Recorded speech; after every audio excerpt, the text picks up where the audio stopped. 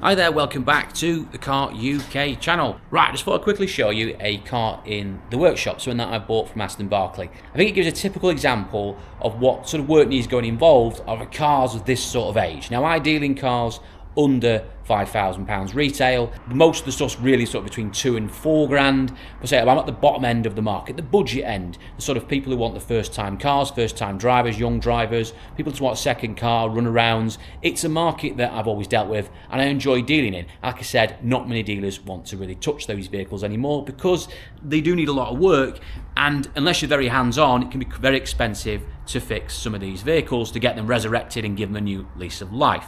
And I can give you an example of that here. A car that on face value actually seems really cheap, but when you start actually racking up all the bits on it, it's still doable, there's still money in it, and it's still be a good profit in it, but you can see why in some cases that someone would bin this car off, or why some dealers would not get involved with it. But I'll give you the reasons why we are going to do it later on. But let me show you the car first and go through it and give you the list of what needs doing to it, and you can assess whether or not you would go down this route of fixing it or just not bother at all. Let me show you. Here it is in the air. It is a 1.4 petrol Fiat Punto GP model, 12 plate. It's done about 100,000 miles, it's HPI clear, and it was bought from a local Aston Barclay auction. Now I gave around about £50 roughly for this vehicle, give or take a 5 or 10 or either way, I can't remember exactly. But it was around that sort of figure. It was no more than 500 quid, 450 rings the bell. Now that does seem rather cheap for a 12 plate little Fiat Punto Evo. With a retail on it, capping suggestion of around £2,400, 395, 2495, somewhere around there. We probably would get around 23, 24.95 for this on our pitch here. It's the sort of stuff that we get asked for a lot, particularly sort of by young drivers. A lot of them now want sort of small engine 1.2, 1.4 petrol stuff that looks a little bit sporty. The Punto Evos, these later ones, do have a little bit of a sport look to them. And also with being 5-door, it's very, very popular. Now when I started the trade, the youth didn't want 5-door vehicles. They wanted 3-door vehicles. Things like Saxos and the Corsa Cs and Bs and stuff were very popular. But that all seems to have changed now. They want 5 doors. So stuff like this actually is really good stuff to sell, little 5-door cars like this, just practical. So we've got no qualms in selling this. We know this will fly out the door, but we've got to get it into a state where it can actually go on sale and someone actually wants to buy it and it's safe, etc. Now I have driven it and luckily it does drive really well, because Puntos can suffer with noisy gearboxes and particular transmissions, and that can be quite expensive to fix. We don't have any of that issue here. It drives fine, there's no engine or gearbox issues. It has got some rattles and bangs on it, there's some knocking going on, so there's definitely some suspension issues. It doesn't need any paint. The paint side of it, thank God, is all right. That's the main reason why I bought it, was because it didn't need any paint other than just a few little touch-ups here and there. Wheels, I was a bit and ahhing. Now I've come to the conclusion that they probably do need doing, but that's a bit of a setback. But anyway, let me go through it and show you what it actually needs, and you can weigh up whether or not you do it or not, and why some people might not bother. So to kick off, first of all, it's got some issues regarding the suspension. It's knocking and banging all over the place. And the reason it's knocking and banging is because it's got basically knackered trap ends. If I can just show you there now, that is knocking its brains out both sides. So we've got 2 knackered trap ends, a little bit obvious as well, because if you see on this tyre, these winter tyres that someone's fitted for some reason, they are absolutely shredded to pieces, all worn on the outer edge as well. That's because the tracking's out, tyre rods are knackered. Obviously that's pulling the tracking out, made it all go all over the place, and that's why it's worn the tyre down. So we need to put new trap ends on it, get 2 new tyres on it, and get it tracked. So there's some money thrown at it already, or needs to be thrown at it.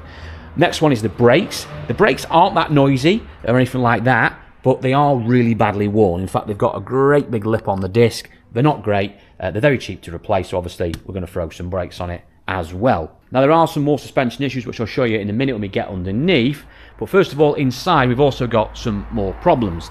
This is the issue you've got here. We've got a problem with the back windows. Now this one's been stripped down already, we've stripped this down, but let me just show you on this car, this door on the opposite side. As you can see straight away, you notice that the handles, because these have got non-electric windows in the back, the wind me down handles are missing. I don't know where they've gone, they seem to have completely disappeared, but someone has removed them. But what they've done is they've stripped these cars down and they've chopped the windows up, and I can show you on this side here, the windows have basically failed, all the regulators, and they've basically just chopped these windows up. So it now needs 2 new regulators in both sides as well, near side and the off side, and we need to try and get some handles for it. So now we're into 2 windows regulators as well. Moving on, the wheels, and I'll show you on this side because these are the worst of the four.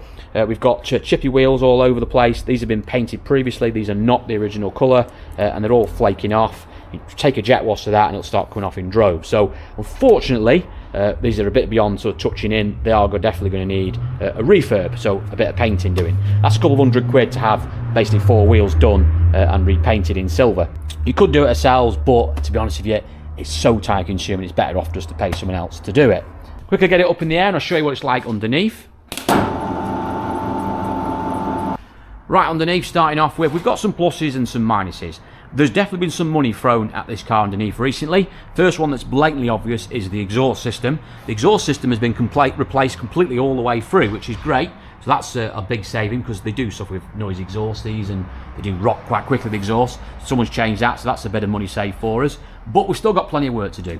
Things I've noticed, the rear shockers, when you drive it, the back end's a little bit woolly and all over the place. And as you can see from these shockers here, they are extremely tired. They are really rotten. They've probably got no damping effect left in them, really. And I think this side as well, at the top there, you can quite see it or not. Not only are they corroded, but also we've got some leaking of fluid there as well. So they want changing, definitely. Rear springs as well, they're not broken, but a little bit rusty. You could take them out and potentially just paint them up and put them back in, but they're so cheap to replace, you might as well put 2 new ones in. So we'll obviously need to sort those out.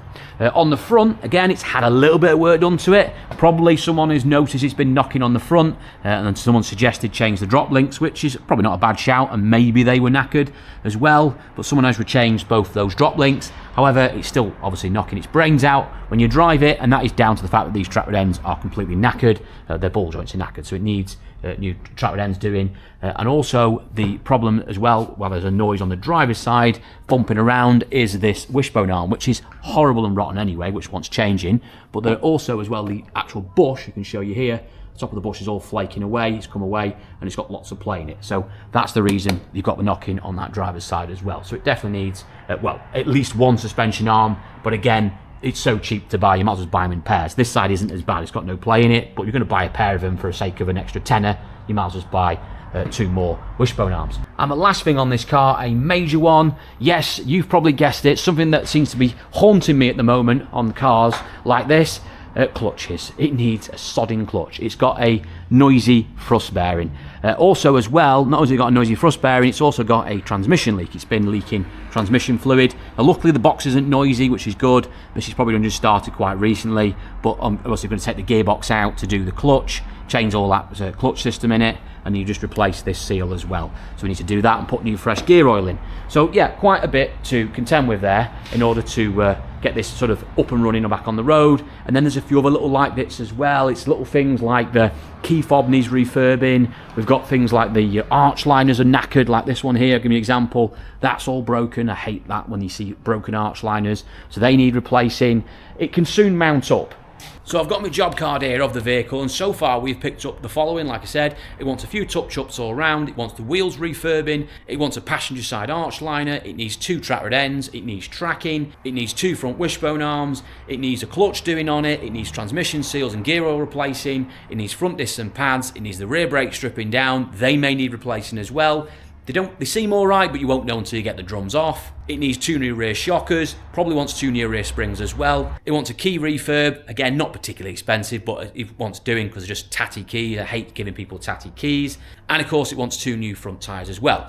So all told, with the wheels being done, painted, and the parts so far that I've allocated here, we're at nearly £500 in parts and the labour for the wheels.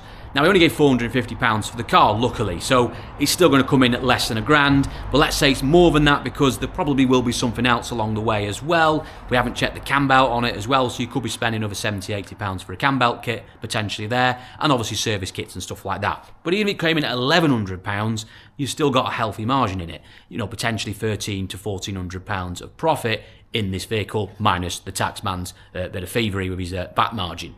But even so, that is a pretty decent margin for a car of this sort of age.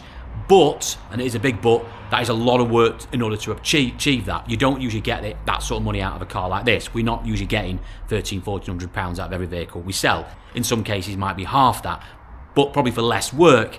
So it's one of those jobs where, unfortunately, you're either going to have to bin it off now, i.e. you just go and throw it back in an auction or trade it on as it is, and just get your money back and move into something else, or decide actually it is worth doing. Now for us it is worth doing because we do we can do the own labour ourselves. But imagine having to send this out to a garage if you were a trader who wasn't very hands-on, didn't do mechanicking, or didn't have a place in order to do this sort of work.